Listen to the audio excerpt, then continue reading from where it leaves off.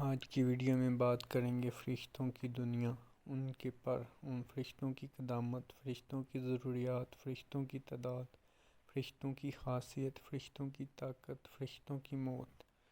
فرشتے اللہ تعالیٰ کی نورانی مخلوق ہیں جنہیں ان کی اصلی شکل و صورت میں انبیاء کرام علیہ السلام کے علاوہ کسی اور کے لیے ممکن نہیں۔ یہی وجہ ہے کہ ہمارے ارد گرد لاتعداد فرشتے اپنے کاموں میں مصروف ہیں، مگر ہمیں وہ دکھائی نہیں دیتے۔ اگر وہ انسانی شکل اختیار کر کے ہمارے سامنے آئیں تو پھر انہیں دیکھنا ممکن ہے۔ انسان کی نسبت فرشتے عظیم مخلوق ہیں اور ان میں بھی چھوٹے ہیں اور بعض بڑے۔ فرشتوں کے پر، فرشتوں میں بعض کے پر 2 پر ہیں اور بعض کے 600 پر ہیں۔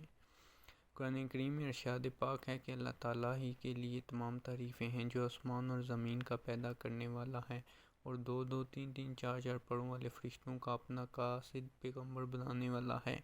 بعض روایات کے مطابق جبرائیل علیہ السلام کے 600 پر دیکھے گئے ہیں اور ہر پر نے آسمان کو گھیر رکھا ہے۔ ان کے پروں سے مختلف رنگ اور قیمتی موتی نکل رہے تھے۔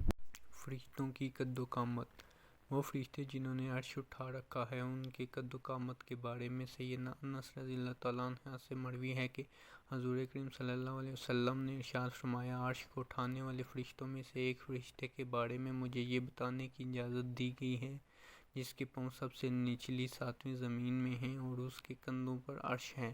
اس کے دونوں کانوں اور کندھوں کے درمیان اتنی دوری ہے کہ اسے طے کرنے کے لیے پرندے کو 700 سال کی پرواز چاہیے۔ وہ فرشتہ کہتا ہے، یا اللہ پاک تو جہاں بھی ہے اور جو جہاں بھی ہو۔ فرشتوں کی ضروریات، اللہ تعالیٰ نے فرشتوں میں شادی بیاہ کی حاجت نہیں رکھی، اس طرح انہیں کھانے پینے سے بھی بے نیاز کر دیا ہے۔ اس کی وضاحت قرآن مجید میں مذکور حضرت سیدنا ابراہیم علیہ السلام کے اس واقعہ سے ہوتی ہے جس میں ہے کہ ابراہیم علیہ السلام کے پاس فرشتے آئے تو آپ علیہ السلام ان کے لیے فوراً گوشت لے کر آئے مگر انہوں نے اسے تناول نہیں کیا۔ اللہ تعالیٰ نے فرشتوں کو بیماری، سستی، کاہلی، دکھ، تکلیف، تھکاوٹ اور حقارت وغیرہ سے محفوظ رکھا ہے۔ وہ دن رات فقط اللہ کی اطاعت میں اپنے کاموں میں مصروف رہتے ہیں۔ قرآن مجید میں بیان ہوا ہے کہ آسمانوں اور زمین میں جو کچھ ہے اسی اللہ کا ہے اور جتنے اس کے آس پاس فرشتے ہیں وہ اس کی عبادت سے نہ سرکشی کرتے ہیں اور نہ تھکتے ہیں۔ وہ دن رات اللہ کی تسبیح بیان کرتے ہیں اور ذرا سے بھی سستی نہیں کرتے۔ فرشتے تقریباً عام طور پر آسمانوں میں جو صرف اللہ کے حکم سے مختلف کاموں کے لیے زمین پر اترتے ہیں اور پھر واپس آسمان پر چلے جاتے ہیں۔ قرآن مجید میں ایک مقام پر خود فرشتوں کی یہ بات مذکور ہے، ہم تیرے رب کے حکم کے بغیر نہیں اترتے۔ فرشتوں کی تعداد کتنی ہے اس کے بارے میں کوئی تفصیل نہیں ملتی کیونکہ اللہ تعالیٰ کا فرمان ہے، تیرے رب کے لشکروں کو اس کے سوا اور کوئی نہیں جانتا۔ بعض احادیث سے معلوم ہوتا ہے کہ فرشتوں کی تعداد بہت زیادہ ہے، بلکہ اندازہ ہوتا ہے کہ انسانوں اور جنوں سے بھی ان کی تعداد زیادہ ہے۔ سیدنا ابو ذر رضی اللہ تعالیٰ عنہ سے مروی ہے کہ اللہ کے رسول صلی اللہ علیہ وسلم نے فرمایا، آسمانوں میں کہیں 4 انگلیاں کی جگہ بھی ایسی نہیں جہاں کوئی نہ کوئی فرشتہ سجدہ ریز نہ ہو۔ سیدنا عبداللہ بن مسعود رضی اللہ تعالیٰ عنہ سے مروی ہے کہ اللہ کے رسول صلی اللہ علیہ وسلم نے فرمایا، قیامت کے روز جہنم کو اس حال میں لایا جائے گا کہ اس کی 70 لگامیں ہوں گی، جو ہر لگام کے ساتھ 70,000 فرشتے ہوں گے جو اسے کھینچ کر لا رہے ہوں گے۔ فرشتوں کی ایک اہم خاصیت یہ بھی ہے کہ وہ اللہ تعالیٰ کے حکم سے اپنی شکل و صورت کے علاوہ کوئی اور صورت بھی اختیار کر سکتے ہیں۔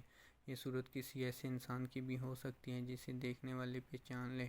انسانوں کے علاوہ کسی اور جاندار کی صورت اختیار کرنے کی فرشتوں کو طاقت ہے یا نہیں، اس کے بارے میں قرآن و سنت میں کوئی صراحت یا ذکر نہیں ملتا، البتہ ان کی انسانی شکل اختیار کرنے کے واقعات ضرور ملتے ہیں جن سے یہ اندازہ ہوتا ہے کہ فرشتے اللہ تعالیٰ کے حکم سے دیگر شکلیں بھی اختیار کر سکتے ہیں۔